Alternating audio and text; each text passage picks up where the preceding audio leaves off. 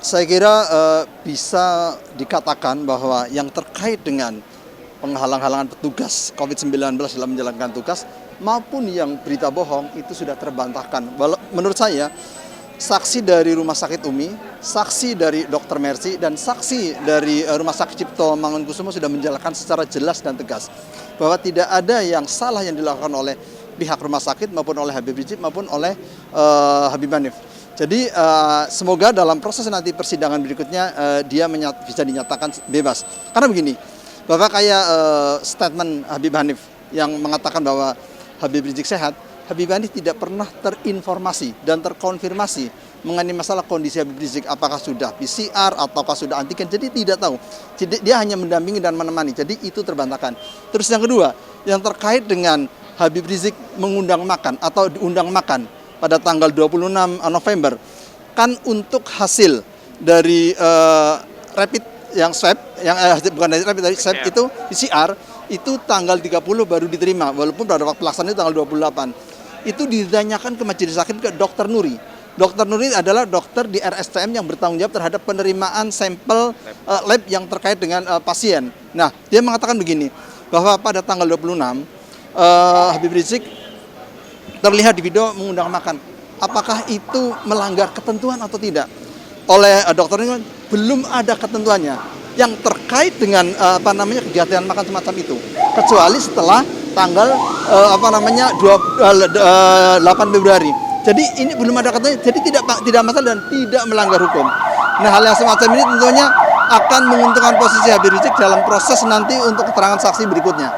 Jadi keterangan-keterangan dokter, baik dokter Hadiki, dokter Ben, dokter Nirina, dokter Mes, semuanya walaupun itu saksi dari jaksa penuntut umum, tapi menguatkan bahwa apa yang dilakukan terhadap Habib Rizik tidak bertentangan dengan hukum yang menyangkut mengenai masalah penghalangan terhadap petugas maupun berita bohong, itu tidak terbukti. Artinya keterangan para saksi ini tidak ada yang dipersoalkan ya? Tidak dipersoalkan, bahkan mendukung semuanya. Awalnya dokter Nirina yang agak confused karena informasi bahwa berdasarkan data yang dimiliki yang diserahkan operan dari pihak Hadiki mengatakan bahwa terkonfirmasi.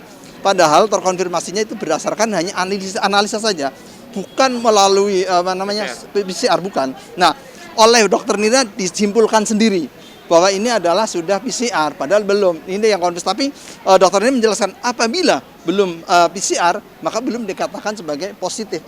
Jadi itu aja yang menguatkan dari posisi keterangan saksi semuanya. Karena yang krusial justru dokter Nirina, dan itu sudah terbantahkan semuanya. Semoga dari keterangan-keterangan yang ada dan nanti juga ada saksi berikutnya khusus yang terkait dengan rumah sakit ini, saya meyakini kalau secara hukum sepertinya bebas. Jadi artinya untuk keterangan para saksi yang antigen itu reaktif, tapi kan belum tentu positif kalau misalnya itu nanti dilakukan PCR.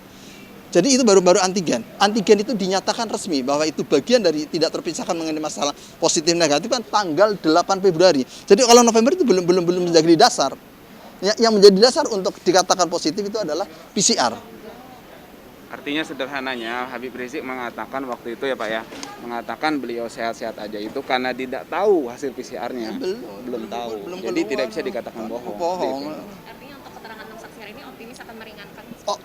Optimis. Dan karena itu sudah terbantahkan, karena bagi saya ini yang untuk 5 ini adalah saksi kunci yang berinteraksi langsung dengan Habib Rizik. Itu. Saat Habib Rizik menyatakan keterangan memang kondisi sehat saja itu selama berapa lama? Jadi gini, Habib Rizik mengatakan kondisi sehat tanggal 28 November, hari Jumat.